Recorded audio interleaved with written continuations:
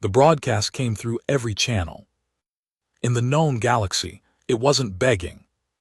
Not exactly. It was a call, formal and precise, issued by the Galactic Council itself.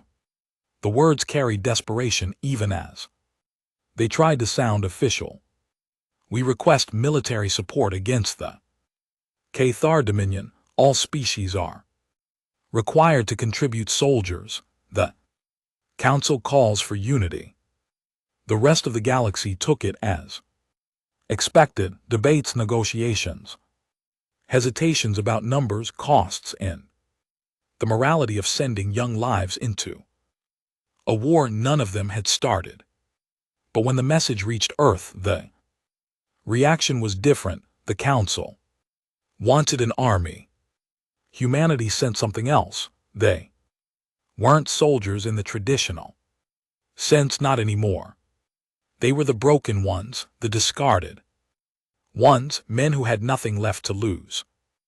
Special forces pulled out of black sites, war criminals who had vanished into prison systems, mercenaries who only lived for the next contract. They weren't trained for parades or public relations. They were trained to end lives fast, brutally, and without hesitation.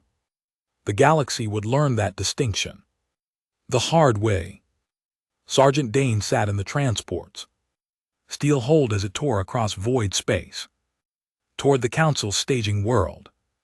He didn't care about speeches or flags or the Council's sense of honor. To him, this wasn't a mission, it was a deployment, and deployments only ended one of two ways: with a body bag or with silence.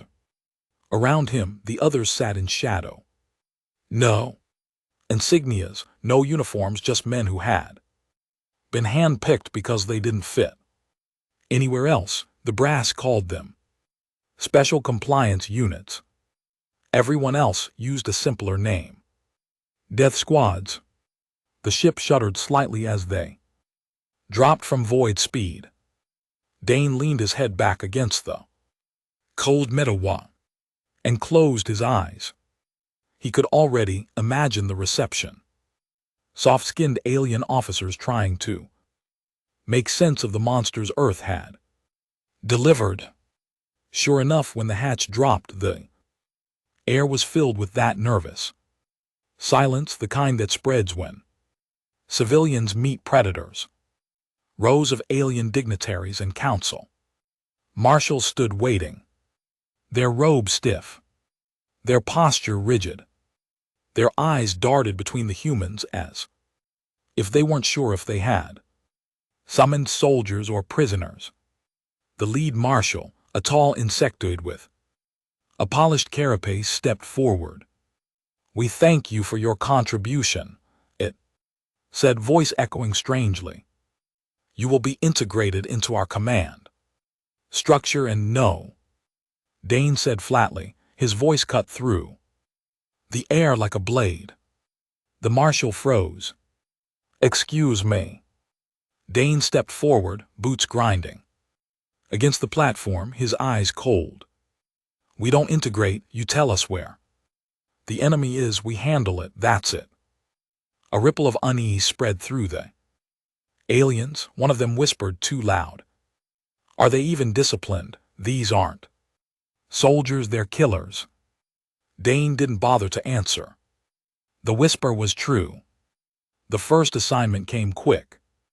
A Cathar Dominion outpost had been raiding supply lines, crippling the Council's logistics. Other species had tried to neutralize it. They failed. The Cathar had slaughtered them, left their ships burning in orbit as warnings. The humans arrived on the ground before dawn. No speeches, no warnings. Dane led his squad through the mud and ash, their faces hidden behind dark visors. They moved like phantoms, silent and merciless. When the Krah sentries spotted movement, they didn't even have time to scream. Knives found throats before alarms could be raised. Silenced rifles spat death into the night. By the time the first explosion lit the outpost sky, half the garrison was already dead. Dane stood in the middle of it, blade dripping, as fire spread across alien structures. He didn't feel triumph. He didn't feel anything at all. By dawn, the outpost was gone. Not conquered, not secured.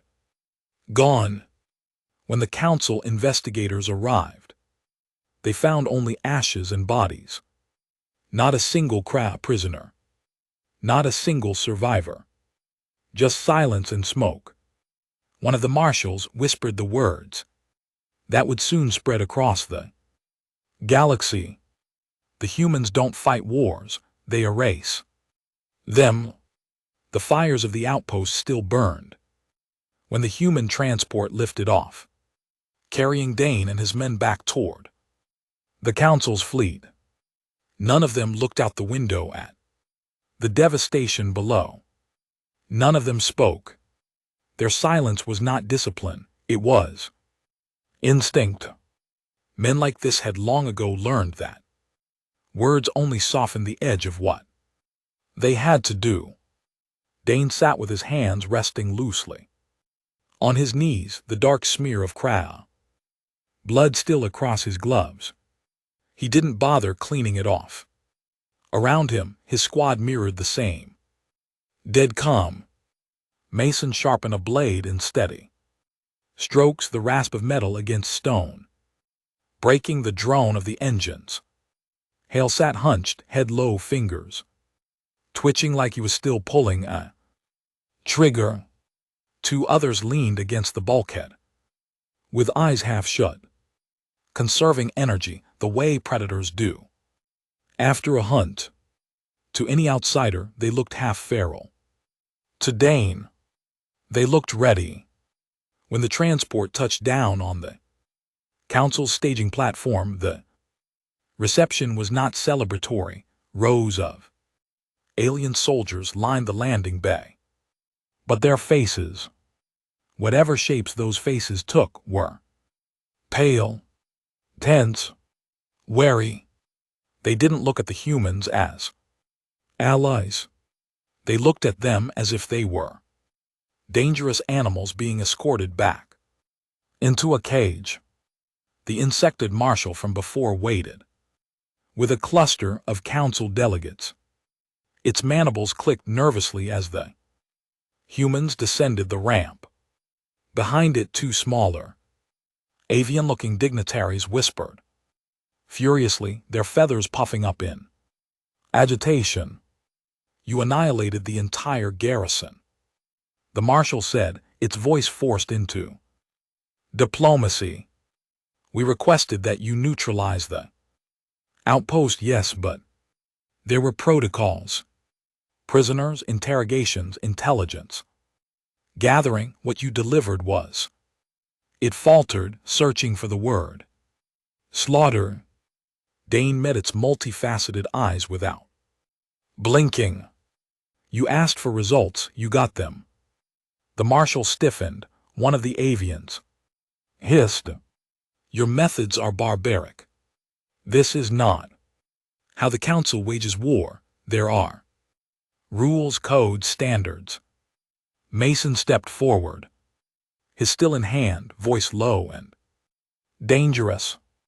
"And how's that working out for you? You begged for help because you were losing. Now you're complaining because we don't fight like you." A ripple of unease swept through the delegation. The marshal raised one clawed hand, trying to regain control. This is not sustainable. Other species will not tolerate this level of brutality. The Krayt will retaliate tenfold. Already there are whispers, let them whisper. Dane cut in, his voice flat. "Fear is useful." The words hung in the air like smoke.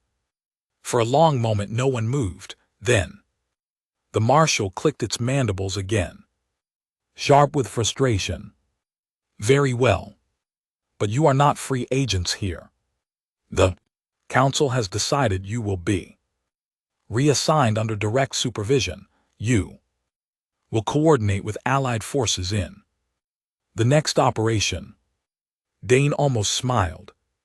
It was a cold thing, barely there. We don't coordinate. The Marshal's eyes narrowed, the alien equivalent of a glare. Then you will learn. They learned nothing. The next mission came within days. Council convoy carrying relief supplies had been ambushed near the Varen cluster, its escorts shredded by K-Raw raiders. Survivors were stranded on a barren moon, pinned down and running out of air. The Council wanted the humans to extract them, but this time the Council insisted on pairing them with another unit, a company of Karathi soldiers, one of the galaxy's proud warrior races. The Karathi were larger than men, towering brutes with scaled hides and ceremonial blades strapped to their armor. They were disciplined, organized, and, unlike the humans, obsessed with honor. The moment the two units met on the staging deck, the tension was thick, enough to choke on. The Karathi commander, a scarred giant named Varun, looked Dane up and down with disdain. "So these are the Terrans," he said, his voice booming through a translator. "Killers dressed as soldiers, we heard the stories. You burned an outpost too. Ash, instead of capturing it, do you even understand the concept of restraint?" Dane said nothing. Varun sneered. "I will not have my men contaminated by your savagery. You will follow my command, or you will stay out of our way." Mason spat on the deck, right between Varun's clawed feet. Hale chuckled darkly. Dane simply stared at the massive alien until Varun finally turned away, muttering curses. It didn't matter, the mission would speak for itself. They dropped onto the barren moon in two separate ships. The terrain was jagged stone and dust, lit only by the cold glare of a distant sun. The convoy survivors were holed up in a broken canyon, their beacons faint but still transmitting. Between them and safety, the Kara raiders had entrenched themselves in rocky ridges, heavy weapons glinting the weak light. The Karathi moved in formation, shields raised, banners snapping from their armor. It was a spectacle, precise and disciplined, but loud. Too loud. Within minutes, the Kara opened fire. Energy bolts rained down, forcing the Karathi into cover, their banners shredded to rags. Dane and his squad moved differently. No formation, no signal, just shadows slipping from rock to rock. While the Karathi pinned the enemy with sheer bulk, the humans slid through the chaos like knives. Mason slit across throat before the alien even registered the motion. Hale placed a round through the scope of a heavy gunner, the shot so clean it dropped two more in the line of fire. By the time the Karathi reached the crop position, half the defenders were already dead. The humans had cut through them silently, leaving only bodies cooling in the dust. Varun roared in anger when he realized. He stormed up to Dane in the middle of the battlefield, his massive chest heaving. "You robbed my warriors of their honor," he bellowed. "You kill from the shadows like thieves, like cowards." Dane didn't flinch. "We kill to win. Honor doesn't matter if you're dead." Varun's claws flexed dangerously. For a moment, it seemed like he might strike Dane down where he stood. But before he could move, another explosion rocked the canyon. More cross-ships were descending, reinforcements dropping into the dust storm. The argument ended there. The next wave was heavier, stronger. The Karathi charged them head-on, their roars echoing through the canyons. The humans disappeared into the smoke, each one hunting alone. Where the Karathi clashed like titans, the humans killed like phantoms. By the time the dust cleared, the battlefield was littered with corpses. Karathi, and more than a few unlucky survivors who had strayed into the crossfire. The council convoy was saved, yes, but at a cost. Nearly a third of the Karathi company lay dead.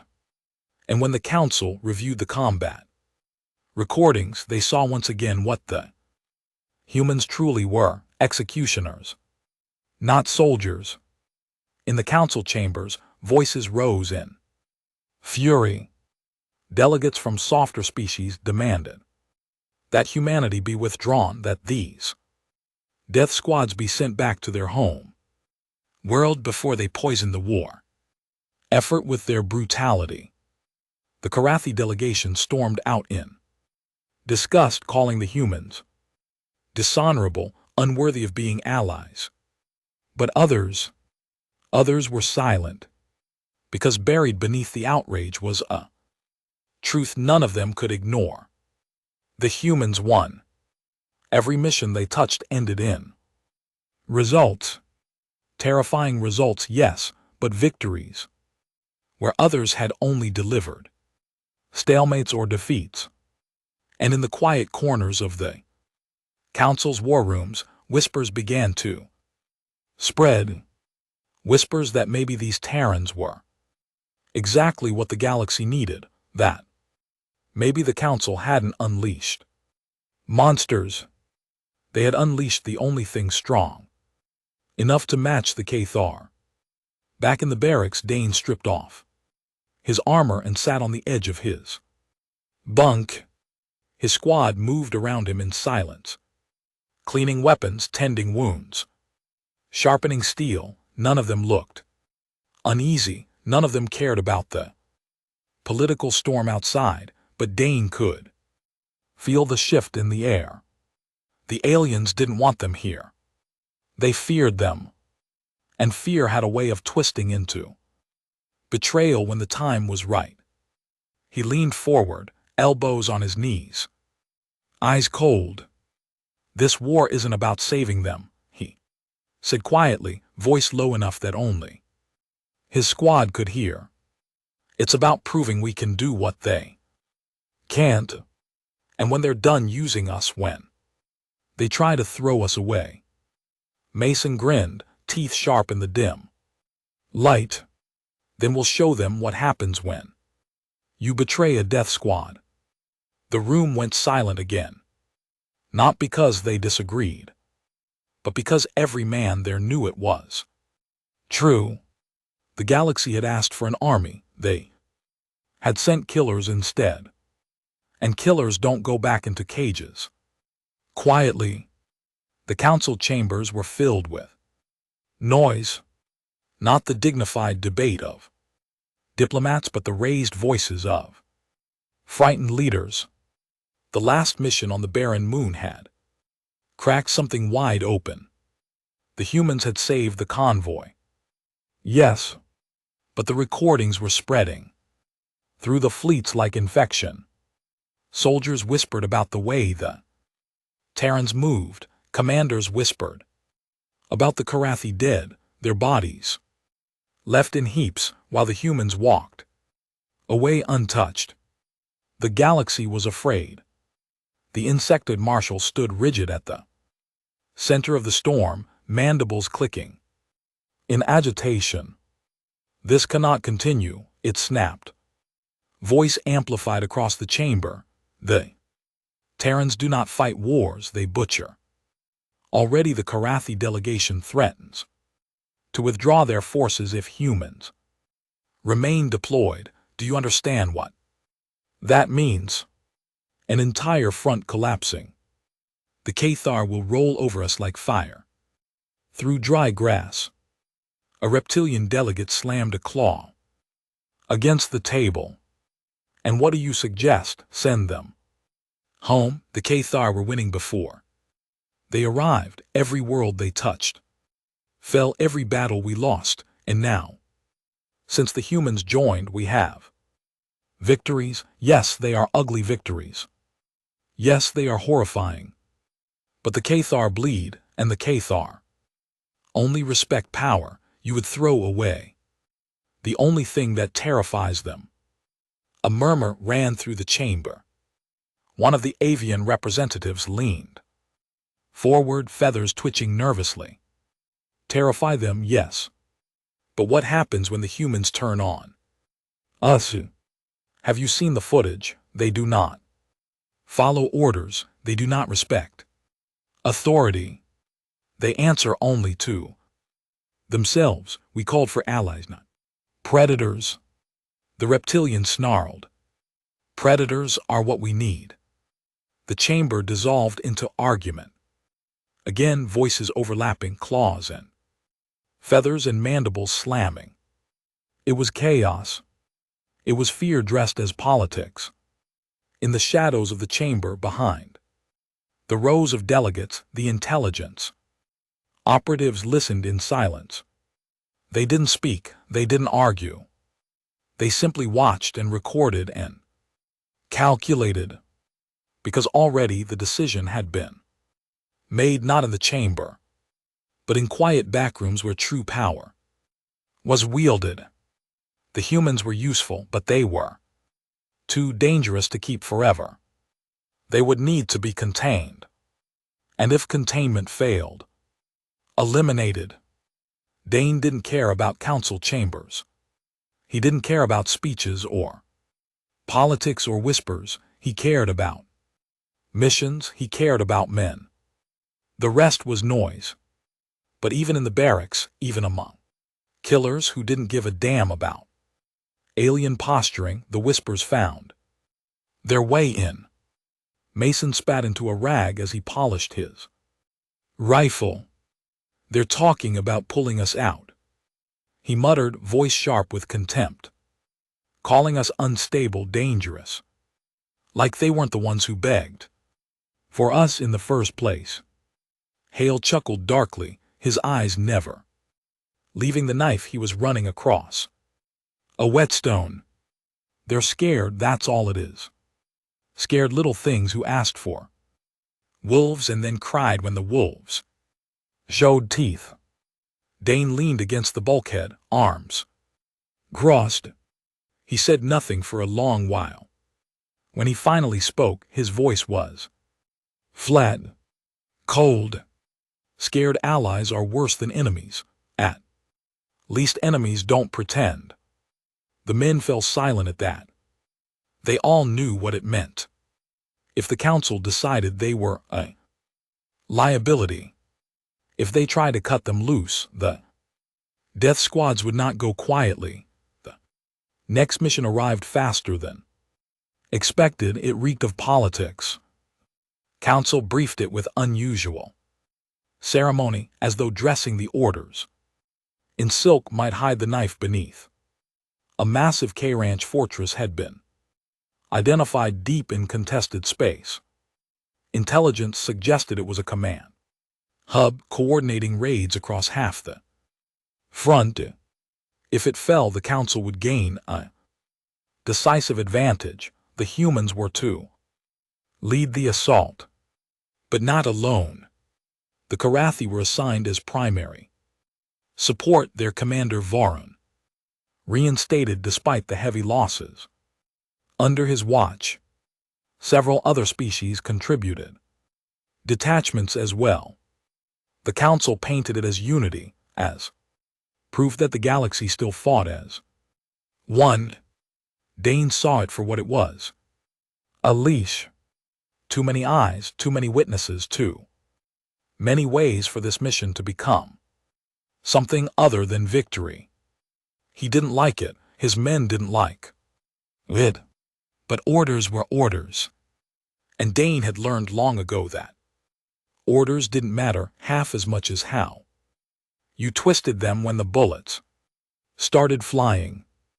The approach to the Karath fortress was a nightmare.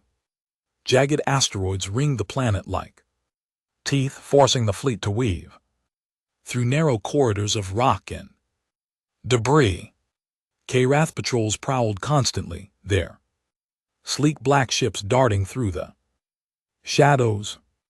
By the time the assault force touched down on the planet's scorched surface, half the drop shuttles were smoking wrecks. Alien soldiers stumbled from their ships dazed and bloodied, more than a few already dead. The fortress itself loomed in the distance, a black monolith rising from the cracked earth, spires reaching into a sky choked with storm clouds. Energy shields shimmered faintly around its walls, daring anyone to come closer. Varron gathered his Karathia at the front, banners raised high, voices lifted in ritual chants. To them, it was not a battle, it was theater. Honor, legacy. Dane and his squad checked their weapons. In silence, no banners, no chants, just steel and resolve. Varron turned to him, sneer etched across his scaled face. Stay out of our way, Terran. We will show the galaxy how real warriors fight. Dane didn't answer. He didn't need to. He knew how this would end. The battle began in thunder. The Karathia charged first, their massive frames crashing against the fortress shields, blades flashing, war cries splitting the sky.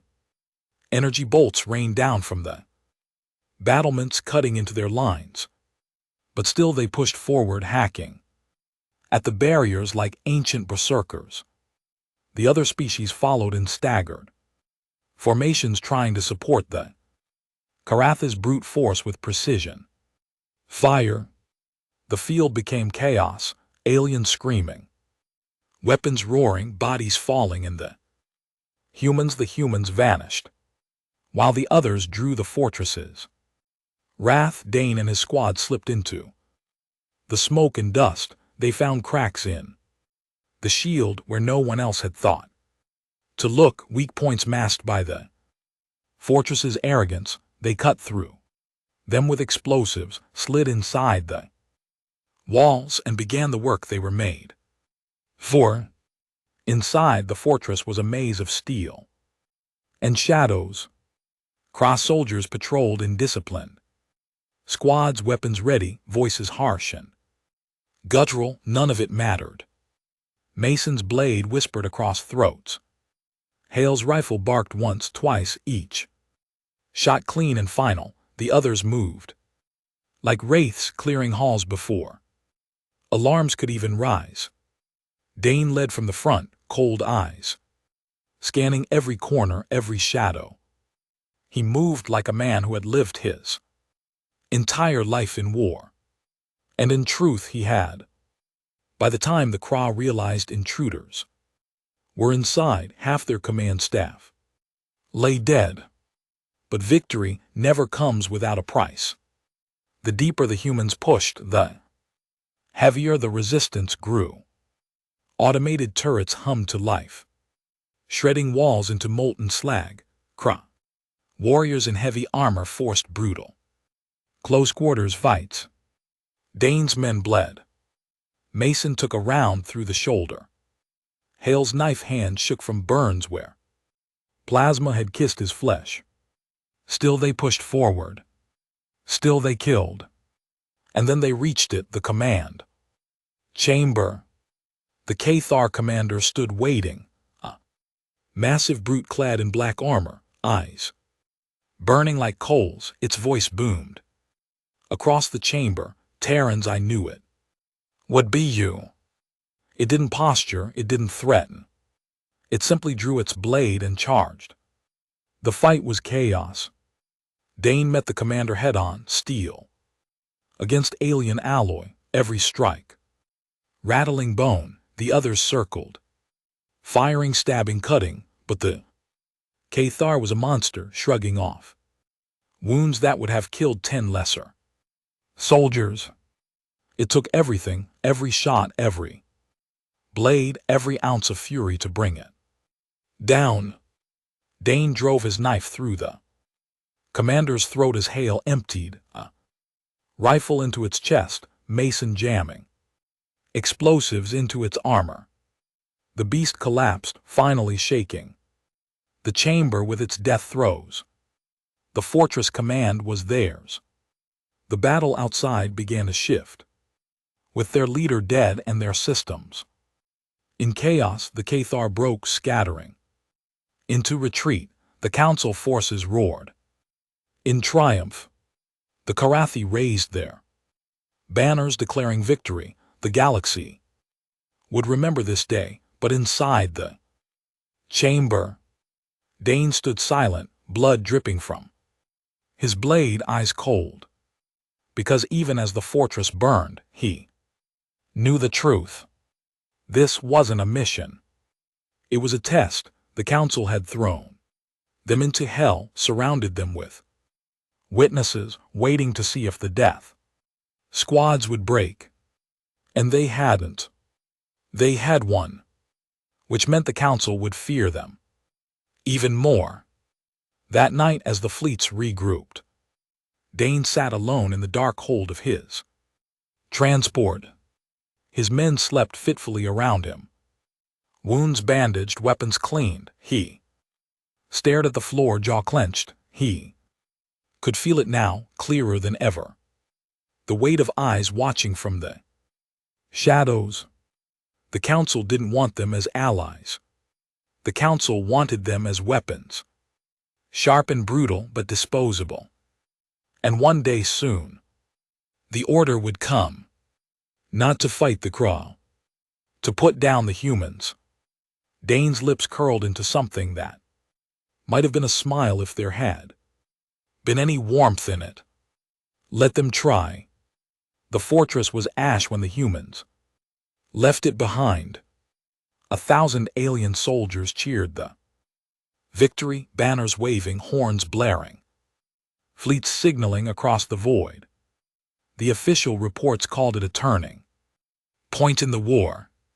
The Krah had been dealt a blow so severe they would be forced to regroup. The council broadcast it as proof of unity. But Dane knew better. Unity had nothing to do with it. Victory didn't belong to the council. It belonged to his men, and they were the only ones who knew what it had cost. Inside the transport, the squad was quiet. Mason's arm was strapped tight from the plasma wound. Hale leaned against the wall, his burned hands still trembling. The others cleaned their weapons with silent ritual, each motion slow and careful. More therapy than maintenance. Dane sat apart, staring into the dark corner of the hold. His thoughts weren't on the battle, they were on the eyes of the council delegates, watching the footage, reviewing the data, counting bodies. Not Krah bodies. Human ones. He could feel the weight of those eyes.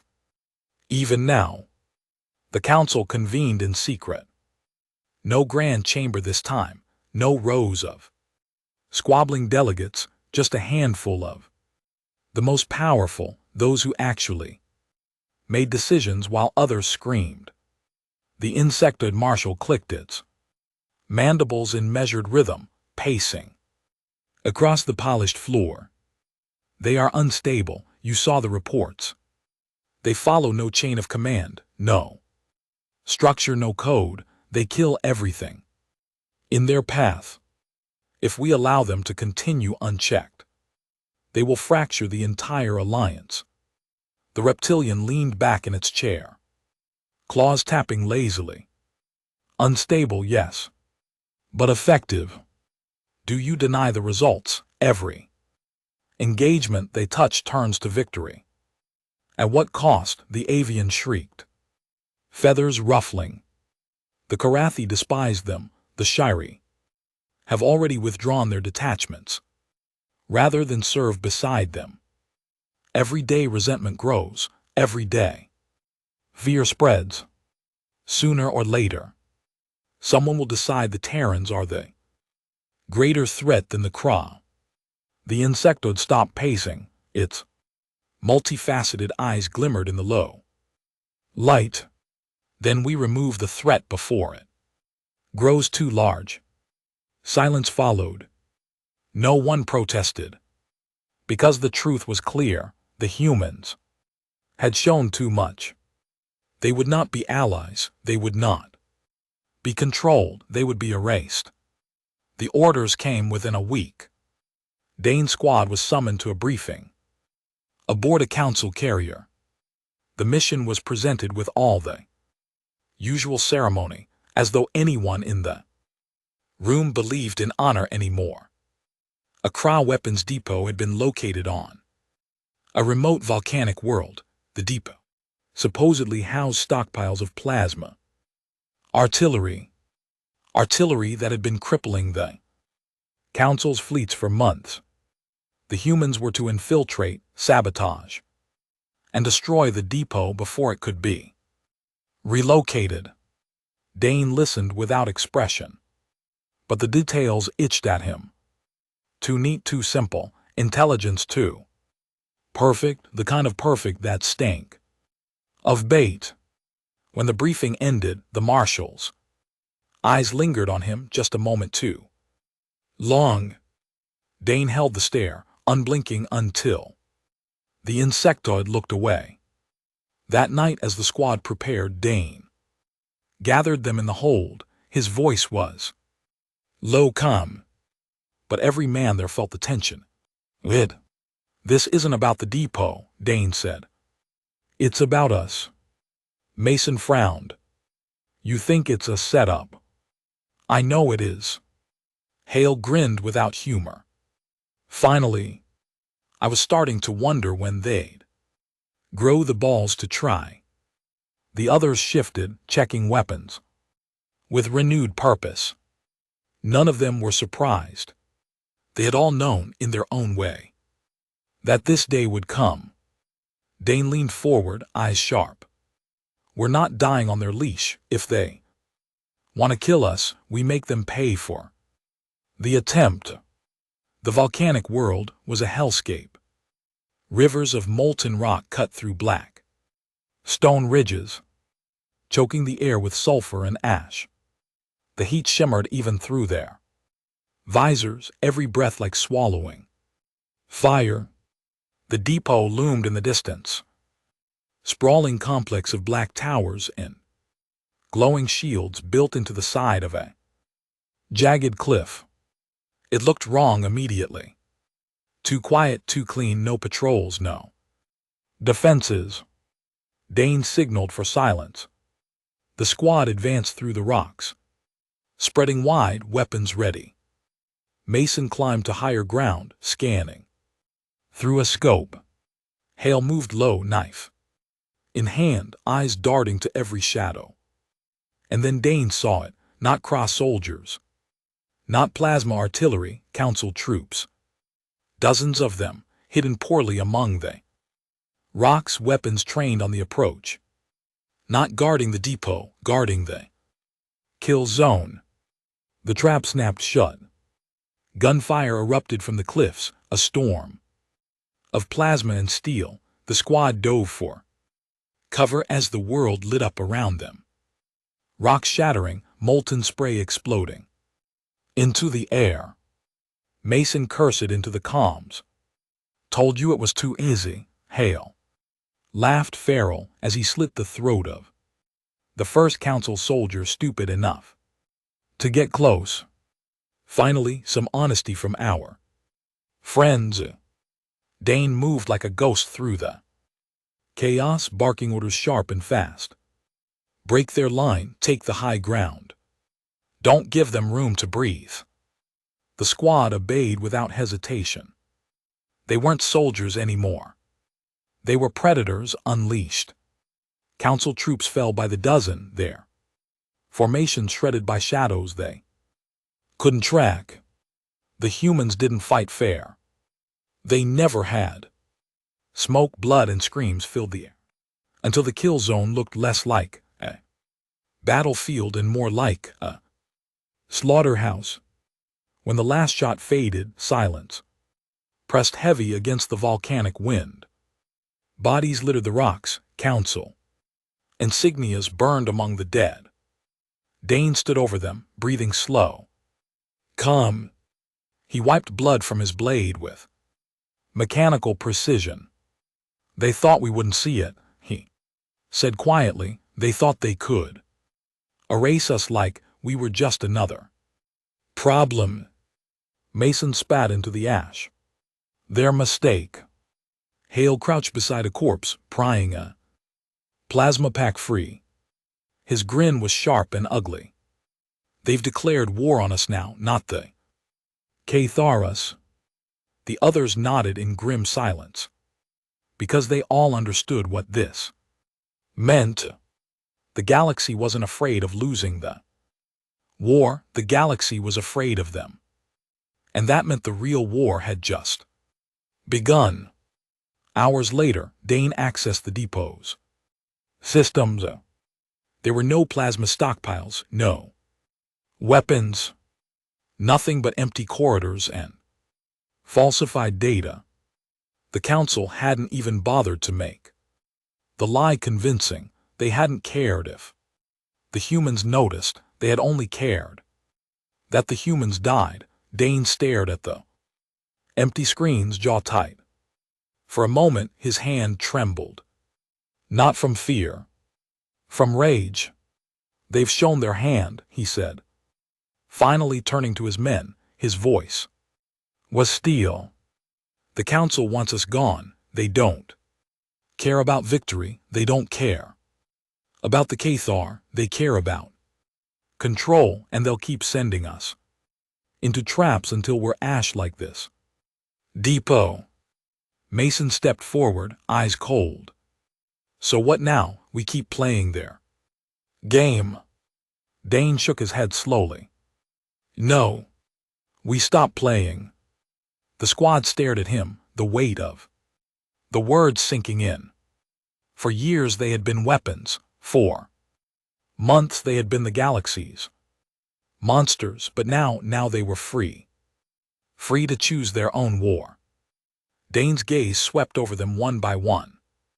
Hardened killers, scarred and broken, but bound together by something stronger than orders.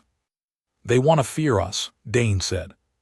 His voice was calm, steady, lethal.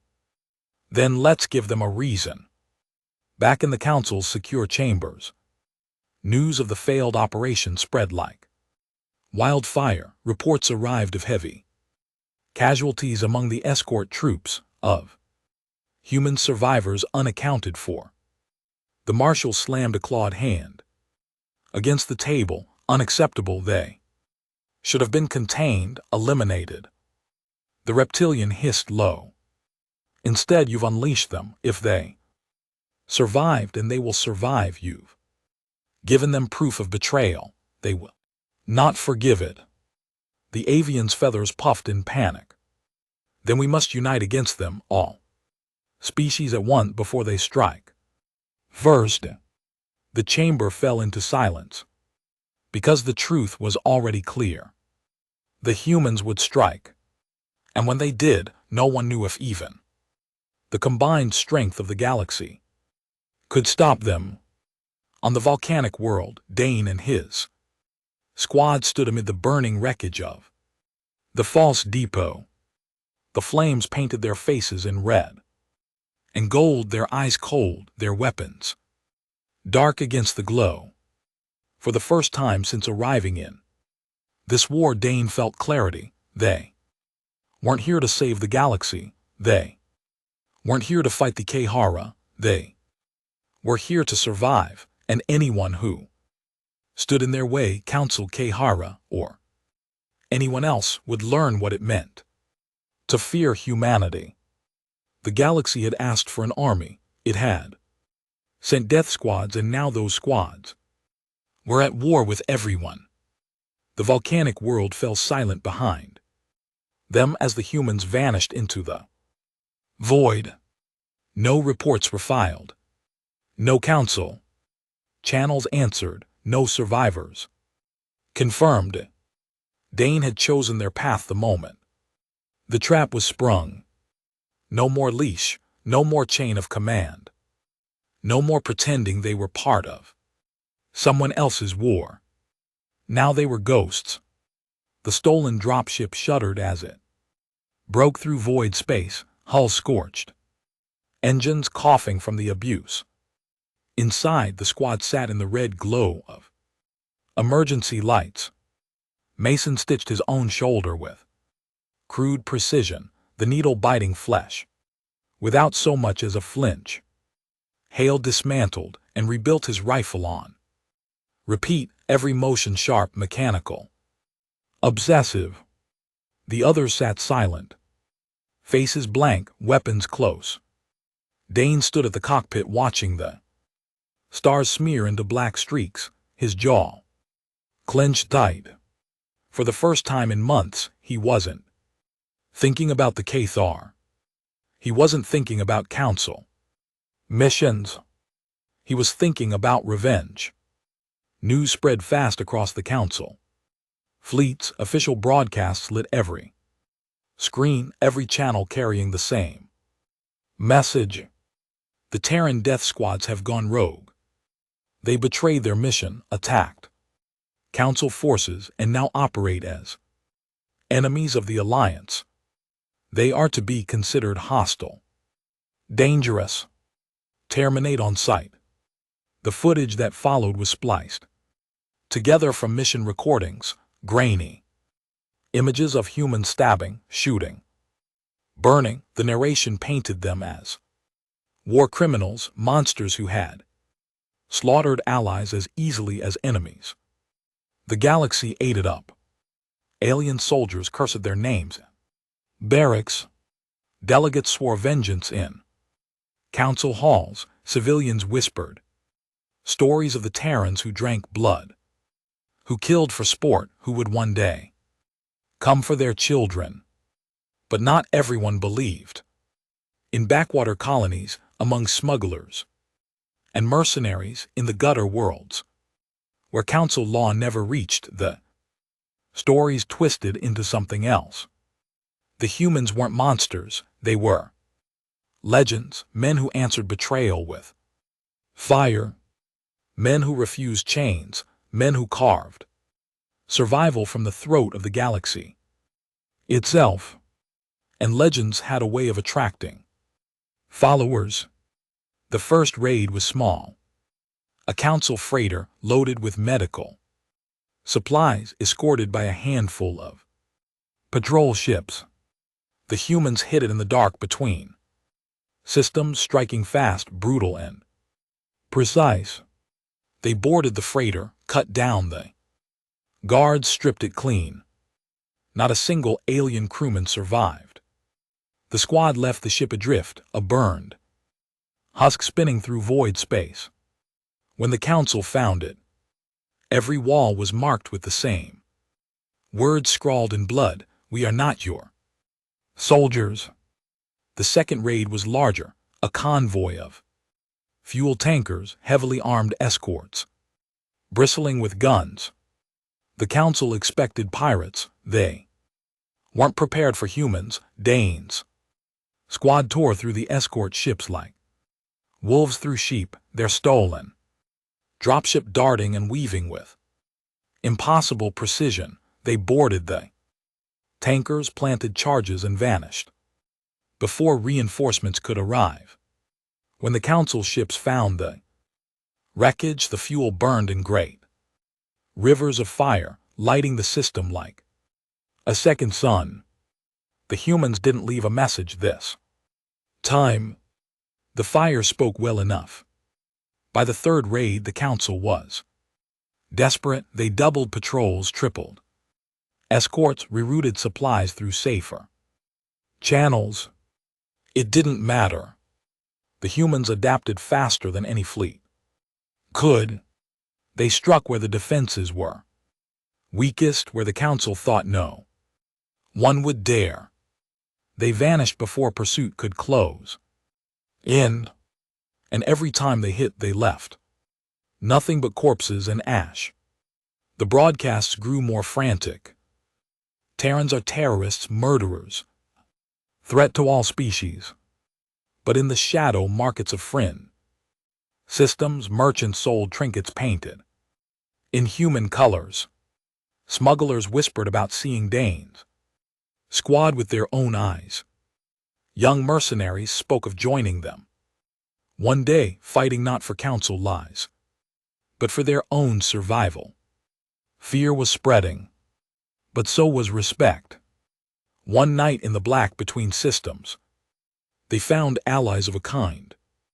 The dropship was running dark, drifting, silent through void space when a signal crackled across their comms.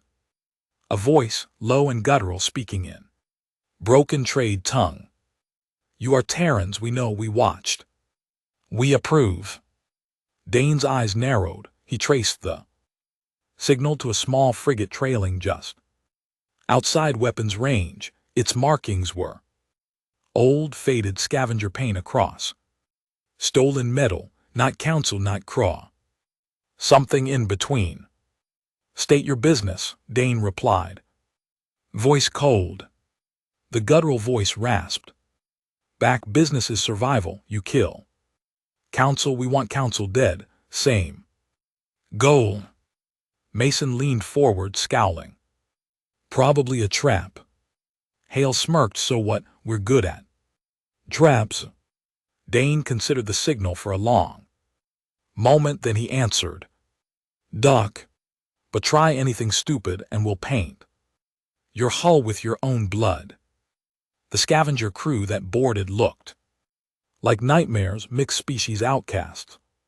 In mismatched armor, weapons scavenged from a dozen wars. Their leader was a scarred reptilian, with one eye, voice rough as stone. We've seen your work, it rasped. Council calls you monsters, we call you useful. Dane didn't respond. He let the silence weigh heavy until the scavenger shifted uneasily. Finally Dane spoke. What do you want? The reptilian's good eye gleamed.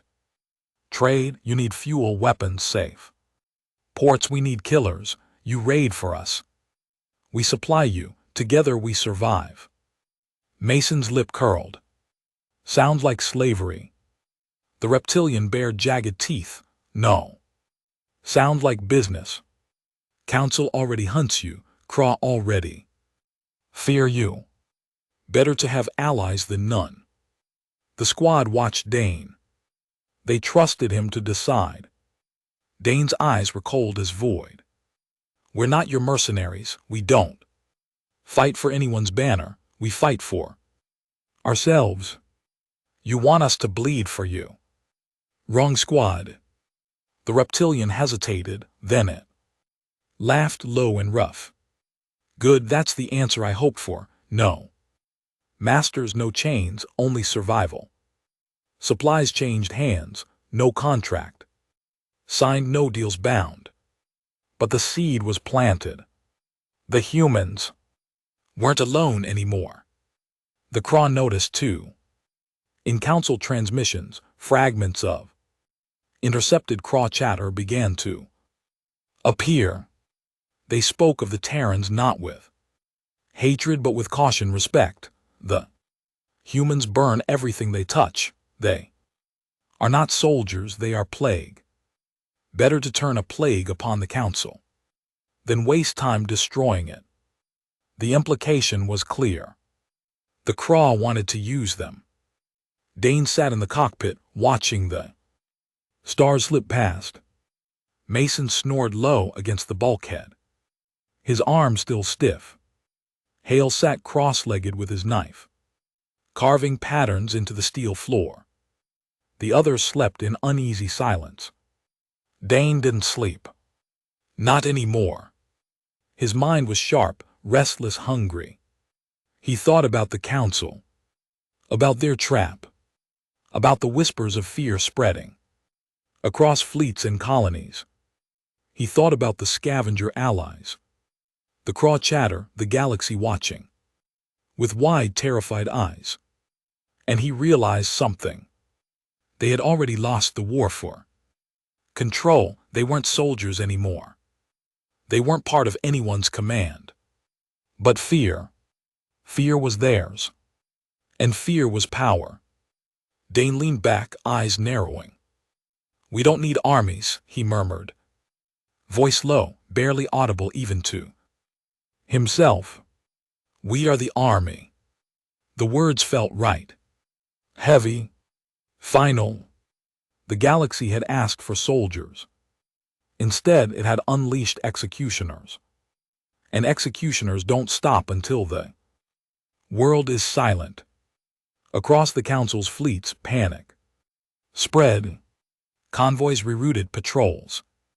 Doubled propaganda screamed louder, but no matter what they tried, the humans struck again and again and again. Always in the shadows, always without mercy. The Council had wanted to erase them. Now they were everywhere. Now they were the war. The raids became stories. Not Council reports, not broadcasts, but whispers carried from ship to ship, from port to port. Whispers of a squad of Terrans who struck without warning, who killed without hesitation, who burned everything the Council tried to protect. Whispers of men who had no masters, no chains, no laws. The Council tried to spin the narrative. They plastered Dane's face across 100 worlds, painting him as a butcher, a traitor, a monster. They showed images of Mason carving through Karathi lines, Hale's knives dripping. The squad leaving battlefields painted in blood. But propaganda is a dangerous weapon. Sometimes it cuts the hand that wields it. For every alien who spat at their names, another whispered them with awe. For every colony that cursed the Terrans, another cheered the fact that someone, anyone, had the courage to stand against the Council. And the squad, they didn't just survive the story, they became it. Dane sat in the dark hold of their stolen ship, watching the broadcast flicker across a cracked screen. His own image stared back at him. A hollow-eyed predator, knife in hand, surrounded by flames. The Council's voice droned. "This man leads the rogue Terran death squads. He is wanted for treason, war, crimes, and the slaughter of innocents. Report sightings immediately. Terminate. On sight." The screen cut to black. Mason spat on the deck. Treason, funny word for men who never swore loyalty in the first place. Hale chuckled, low and sharp. Slaughter of innocents. If they only knew what their own hands looked like under the light. The others stayed silent. But Dane felt their eyes on him. They were waiting. They always waited. He turned from the screen, his voice calm, steady. "They've done our work for us, every time they call us monsters. The galaxy listened, and monsters are remembered." The first deserters came quietly. A pair of alien mercenaries, scarred and hollow-eyed, tracked them down in a debris field. They offered supplies in exchange for shelter, whispering that the Council had abandoned them, branded them cowards for surviving battles they couldn't win. Dane looked them over coldly. "We're not a refuge. You want safety. Find it somewhere else." But the mercenaries shook their heads. "Not safety. Purpose. You fight the way no one else dares. We want to fight that way too." The squad argued later, voices low and sharp. Mason said they couldn't trust outsiders. Hale said they could use bodies to throw into the fire. Dane ended it with a single sentence. "We're not building an army. We're building fear, and fear spreads faster if more voices carry it." The mercenaries stayed, and others followed. Outcasts, deserters, smugglers. Not disciplined soldiers, never that. But killers, survivors. those who had nothing left to lose. The squad didn't lead them, the squad showed them. And the galaxy began to realize that the death squads were no longer just a handful of Terrans. They were something larger, something darker. The Council finally moved to end it. They assembled a fleet, not patrols, not convoys, but a hunter's armada. Dozens of ships, bait convoys placed like crumbs across void space. Terrans funneled toward a single trap. The Council called it Operation Silence. They didn't whisper about it in chambers, they shouted it across their networks, swearing to every frightened civilian that the Terran plague would be ended. It was their biggest mistake yet. The squad hit the convoy as expected. Freighter loaded with food and fuel. Poorly guarded, seemingly vulnerable. Dane knew it was bait. He smelled it in the way the escorts moved, too precise, too clean. But he hit it anyway, not because he wanted the supplies, because he wanted the Council to think he was playing their game. The trap snapped shut. Ships erupted from void space in all directions, a wall of steel and fire. Battleships, cruisers, frigates, all pouring plasma into the black. Squad stolen dropship dove hard, weaving through fire like a shadow. Mason cursed into the comms. Whole damn fleet out here, hails. Laughter was sharp and manic. Finally, they're scared enough to send everything. The others braced for death. But Dane was calm. Let them close in, he said. The Council thought they had cornered prey. What they didn't know was that Dane had planned for this. The deserters, the outcasts, the mercenaries, they hadn't just followed. They had been positioned, scattered through the debris fields, hidden in the black. Dozens of small ships, ragged and mismatched, waiting for Dane's signal. And when he gave it, hell erupted. The Council fleet suddenly found itself attacked from every angle, not just by the Terrans, but by the shadows they had gathered. Smuggler frigates rammed into cruisers. Mercenary ships unleashed stolen torpedoes. Scavenger gunboats tore through the flanks. The sky burned. The death squads moved through the chaos like phantoms, striking and vanishing, leaving wreckage in their wake. Council formations broke. Panic spread. What was meant to be a hunt turned into a slaughter. By the time the Council realized they weren't fighting just Terrans anymore, it was too late. Their fleet was ash. And in the wreckage, the Terrans painted their message again. Not in blood this time, but in fire across the void. We are the shadows you created. The galaxy trembled. The Council tried to spin the disaster, but the truth spread faster. Operation Silence hadn't silenced anything. It had made the Terrans louder than ever. Now they weren't just a rogue squad.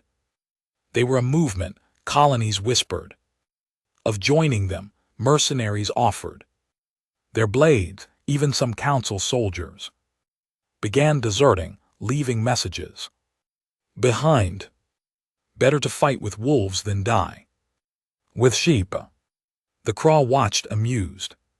Their war temporarily slowed as they studied the chaos. Reports suggested their leaders debate whether to crush the Terrans or to speak with them. And through it all, Dane sat in the stolen cockpit, watching stars slip by, his mind colder than the void. Mason finally asked the question they had all been circling. What's the end game here, Dane? We can't run forever. We can't fight everyone, not forever.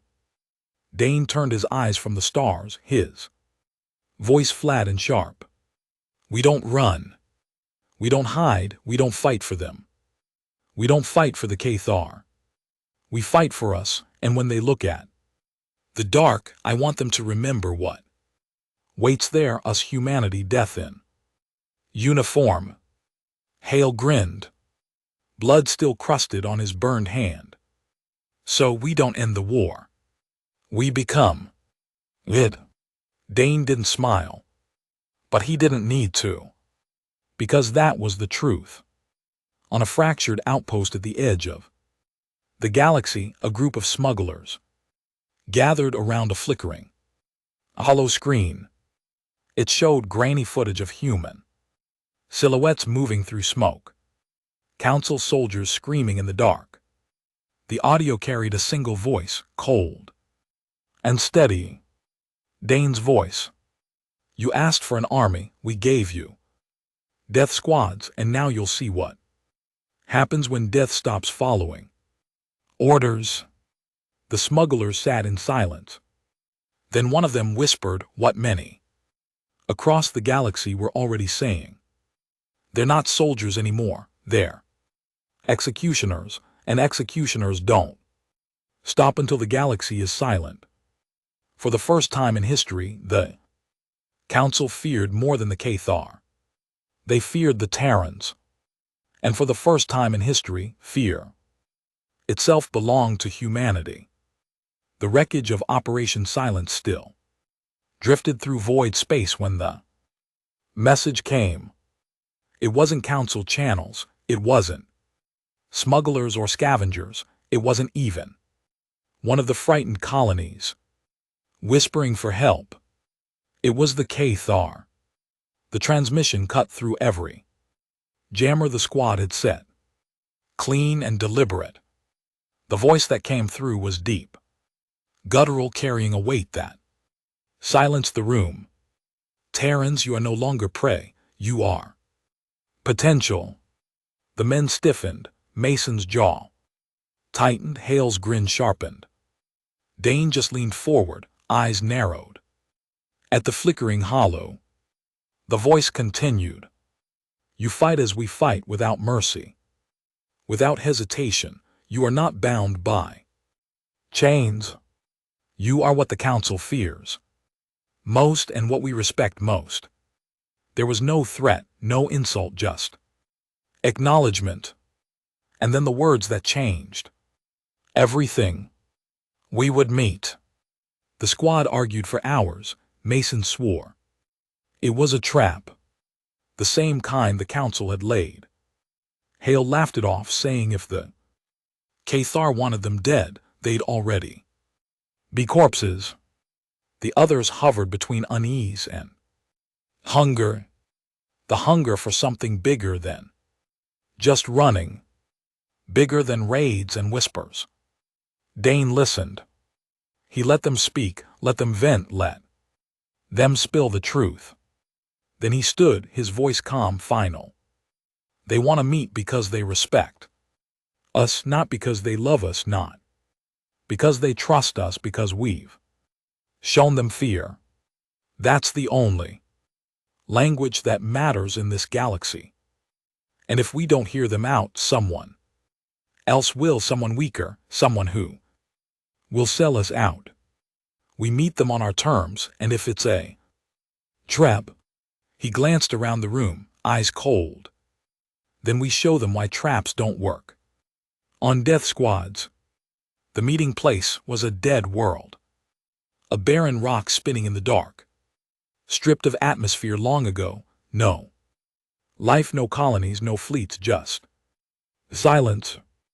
The squad descended in their scarred dropship, weapons ready, every man wired for betrayal. The Kra were already there, a single ship black as the void, waiting on the surface. Its ramp extended, a line of armored warriors standing in perfect stillness. At their head, a massive figure taller than any Dane had ever faced.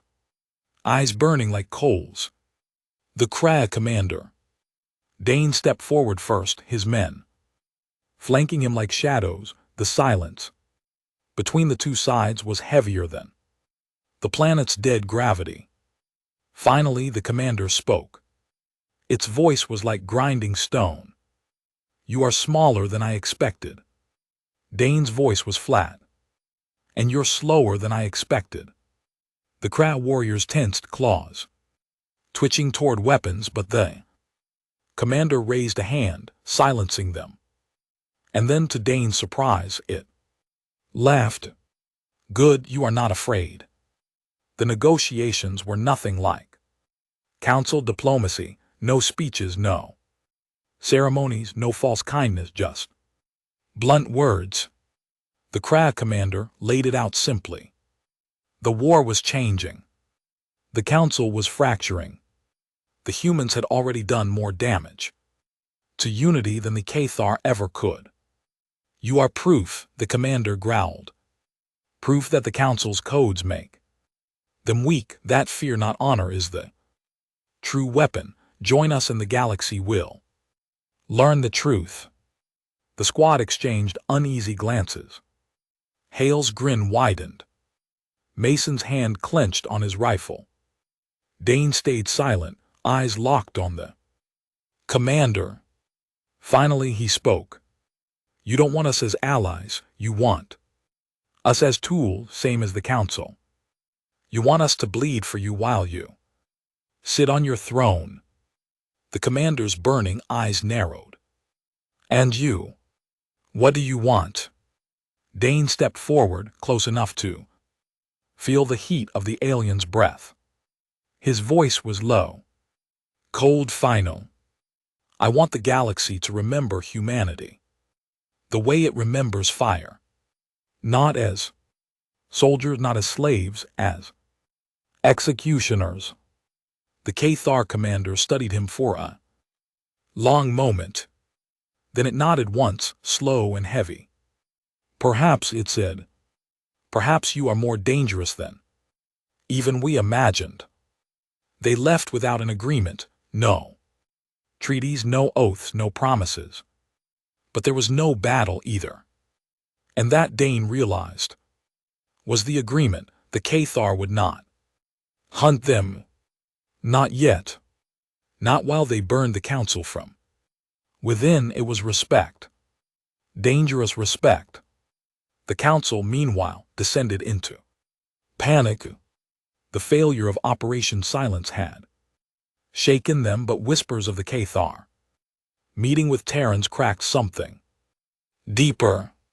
If their greatest enemy and their most dangerous rogue element found common ground, even respect, the balance of power would collapse completely. So they stopped whispering, they stopped scheming, they declared war, not just on the Kra, not just on rogue colonies, but on the humans themselves. The broadcasts went out across every system. The Terran death squads are no longer fugitives, they are enemies of every world under council law. Any who harbor them will be destroyed. Any who speak for them will be punished. This is not a request, this is survival. And fleets moved, not one fleet, all of them, species that had been fractured, arguing, divided, suddenly united by one fear greater than the Kra. The humans. Dane sat in the cockpit listening to the broadcast. His men watched him, waiting for anger, for rage, for some spark of emotion. But when he finally spoke, his voice was calm. They've finally told the truth. We're not part of their war anymore. We're the war itself. Mason shook his head. They'll throw everything at us, fleets, armies, bounty hunters. We can't fight all of them. Hale leaned back, grinning like a wolf. So what? The more they throw, the more they bleed. They think they can scare us with numbers. But fear doesn't come from numbers, it comes from us. The others stayed silent, weighing the truth of it. Dane looked out at the stars, his reflection cold in the viewport. They want to hunt us. Let them, we'll burn their ships, bleed Their fleets choke their colonies. Every time they come for us, we make them regret it. Every time they whisper our names, we make the whisper darker. They want to make us the enemy of the galaxy. Fine. We'll be the enemy they can never kill, the shadow they can never escape. Across the stars, the galaxy prepared for the final hunt. Council fleets mobilized, Cathar. Warlords sharpened their blades. Colonies armed themselves, uncertain which predator would strike first. And in the shadows between systems, Dane and his death squads sharpened their knives, their weapons, their rage. The galaxy had asked for an army. It had received death squads.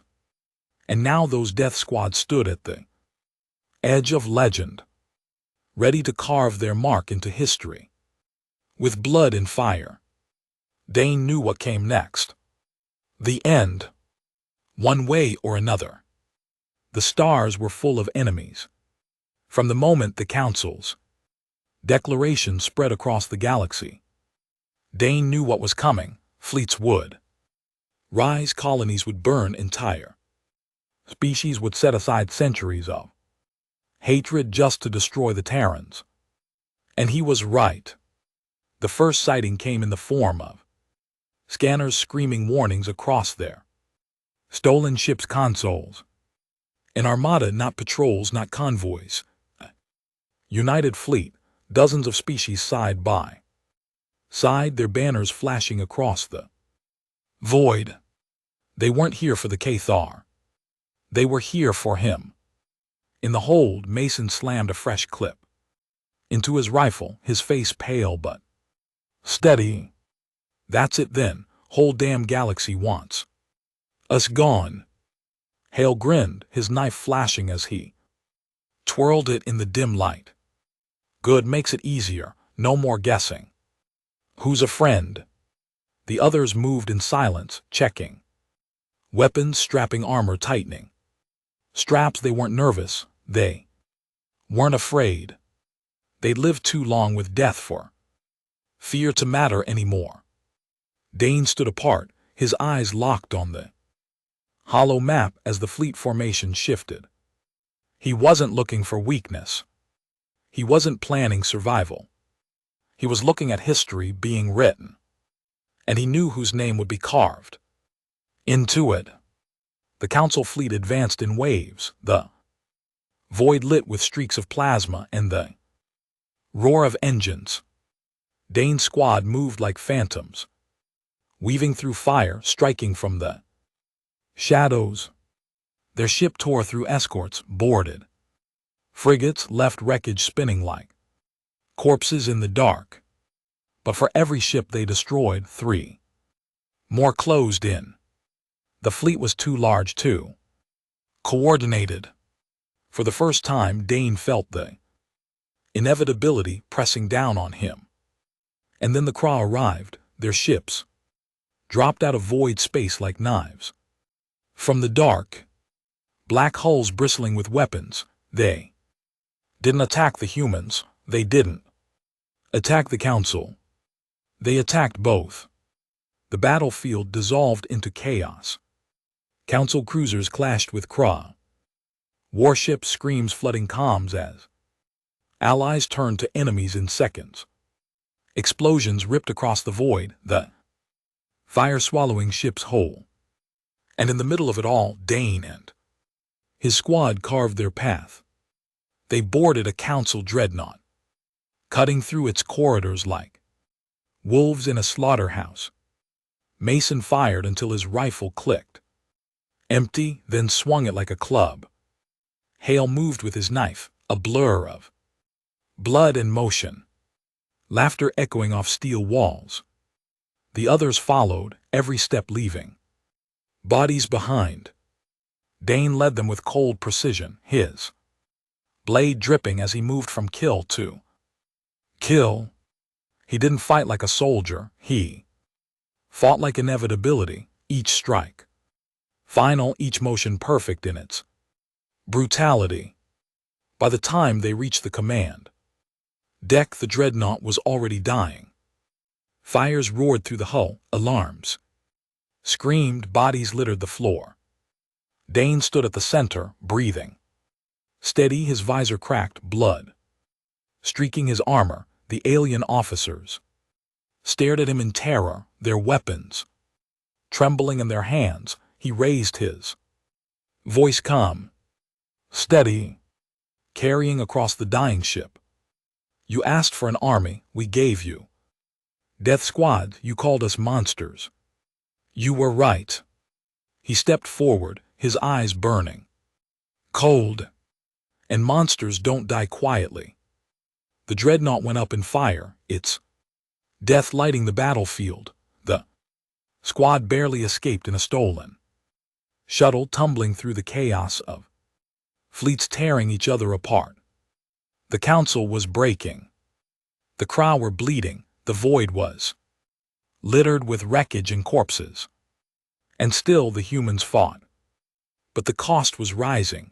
One by one the squad was cut down.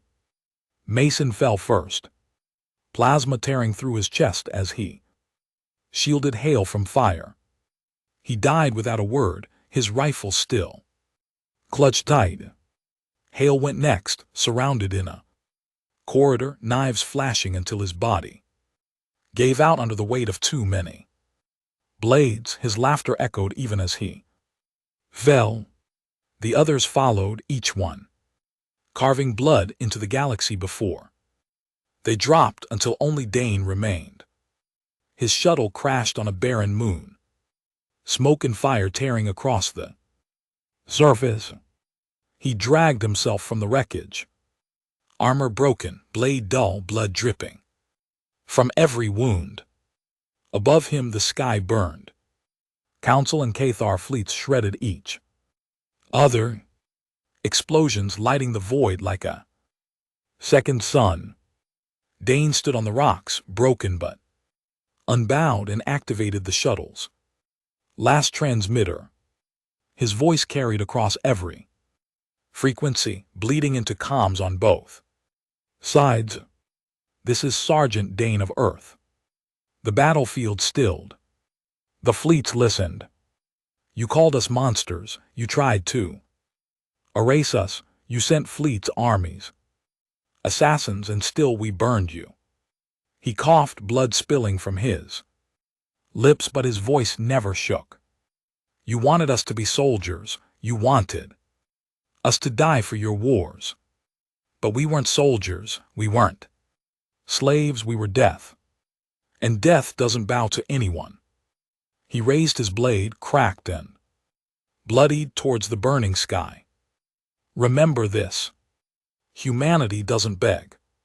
Humanity doesn't kneel. Humanity doesn't die in silence. You wanted executioners, you got them.